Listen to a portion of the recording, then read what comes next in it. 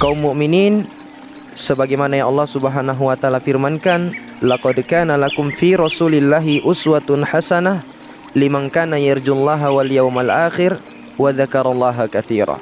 Sungguh telah ada untuk kalian pada diri Rasulullah sallallahu alaihi wasallam itu suri tauladan yang terbaik bagi orang-orang yang mengharapkan Allah, lebih mengharapkan kehidupan akhirat, dan orang-orang yang banyak-banyak berzikir kepada Allah Subhanahu wa taala. Demikian juga di antara wujud nyata kecintaan seorang hamba kepada Nabi sallallahu alaihi wasallam adalah dia dengan dia bersemangat dan berusaha untuk mengamalkan sunnah Rasulullah sallallahu alaihi wasallam di kehidupannya sehari-hari.